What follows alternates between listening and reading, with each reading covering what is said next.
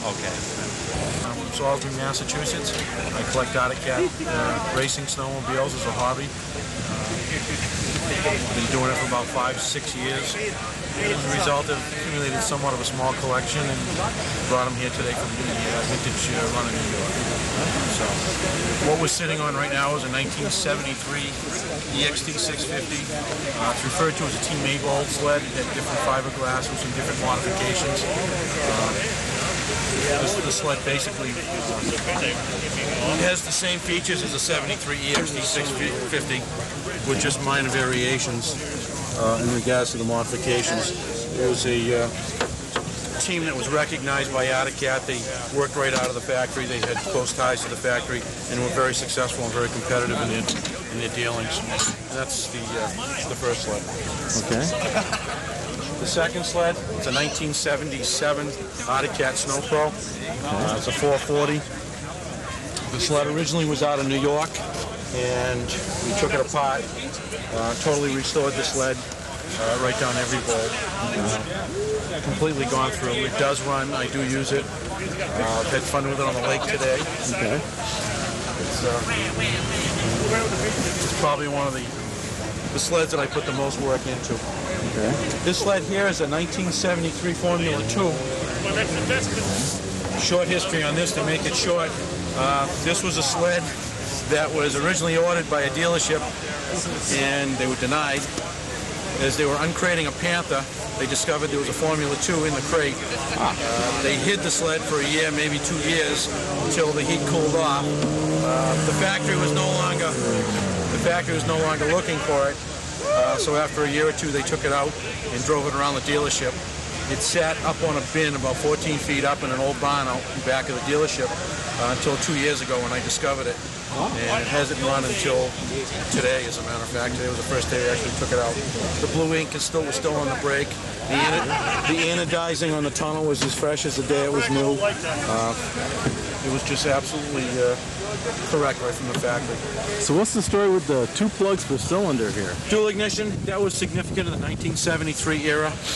They ran the dual ignition in 1973. They carried it over into 1974 and 75.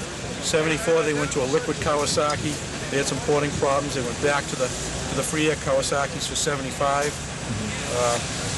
And then, of course, they changed over to Suzuki, and they still experimented with dual ignition at that point. But that's just the era of 73 when they experimented with the dual ignition. These came through with a gear reduction unit, and what you'll find is in this area right here is the gear reduction. They didn't pan out very well for Arctic, so a lot of the people used to remove the gear reduction.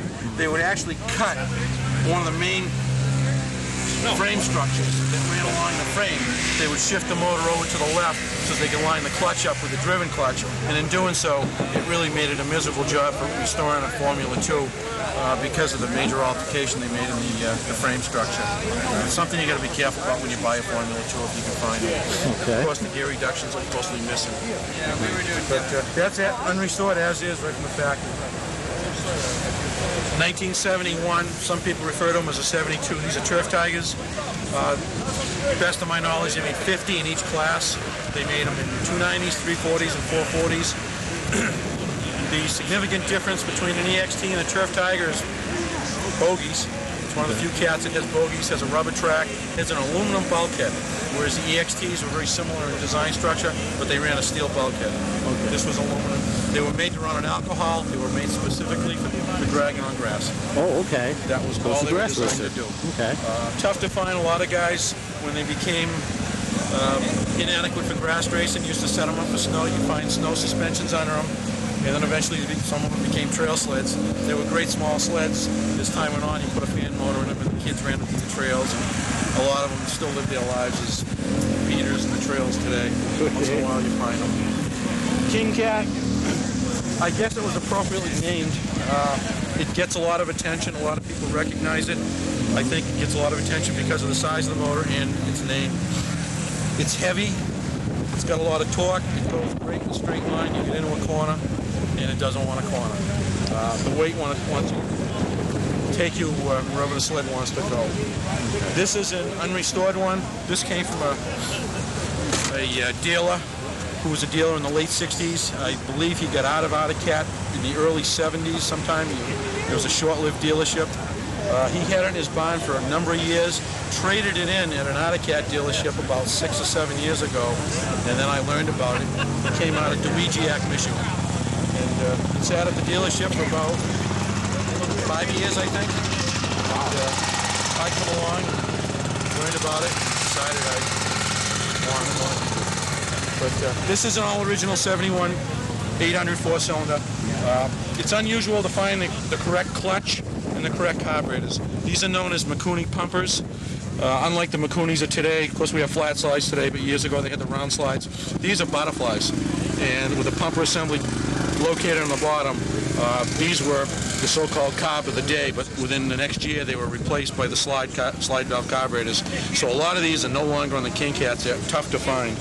This is one that happened to have the original carburetors as well as the original clutch. The clutch is not forgiving. There are many other clutches you can run on it. It really helped the motor a little bit better than this one does, but for originality, that's what goes. The skis, it's always been a myth as to what they put on the skis. To the best of my knowledge, and I don't hold me to this, I believe they're cadmium plated. I've heard everything from galvanized to painted to chrome. I think it's cadmium plated. Okay. That concludes this.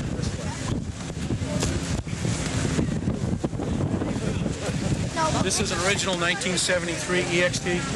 This is unrestored. The first thing you notice on EXTs is they cut the front of the hoods out for more airflow.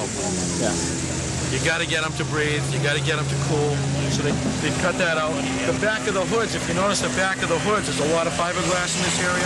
Yeah. This was also removed. It allowed for the air to flow a little more efficiently. Plus, you could reach right into the motor and you can make your adjustments in the motor without having to lift the hood. Oh, okay. You notice it's a little difficult to put your hands in there. Okay. But this is an original, very much like the Avelis sled that you saw just a little earlier. Basically the same motor. There were two different versions of top ends. They had them with the thin fins, they had them with the thick fins. The thicker fin was more of a racing application. They call it racing application, but I can't see these being used for trail use. Pipes are all original. One pipe does stick out, the other two exit inside the belly pan. Oh, okay. Tunnels are very thin. What you're going to find on these is the tunnels, they self-destructed. It's like tin foil, they wrinkle up, you couldn't get them straight again. Cat, in 1973, as early as 73, was issuing reproduction, replacement tunnels, which was a flat-sided tunnel, unlike the original tunnel that came on the machines, had a ribbed side to it. Oh, okay. So you'll find a lot of these 73 XTs with what I call the 72 tunnels, the flat tunnels. The aluminum front ends, they'd self-destruct, the motor would pull, they would tweak the front end, and you'd get a rocking sensation if you put the sled on concrete. The sled would actually teeter on you because the torque would twist the sled. So they updated it to some steel front ends. You'll periodically find that on some of the sleds. Okay. This is a 1976 440 Cat Snow Pro.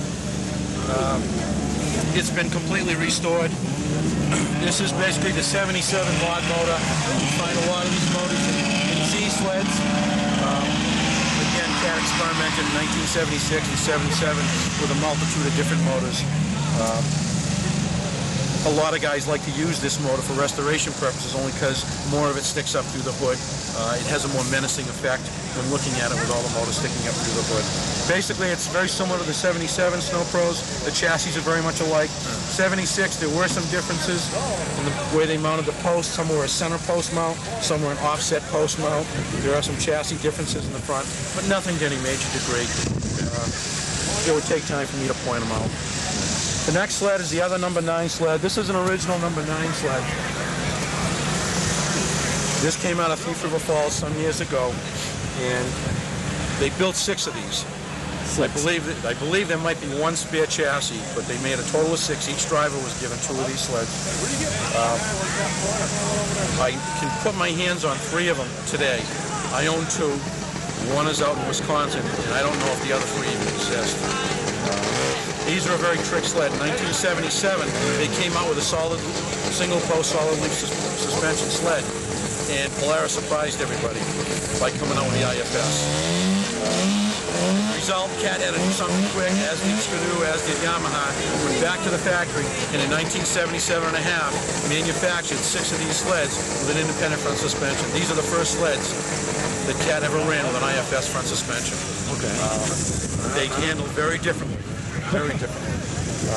Is differently not necessarily good? They hook.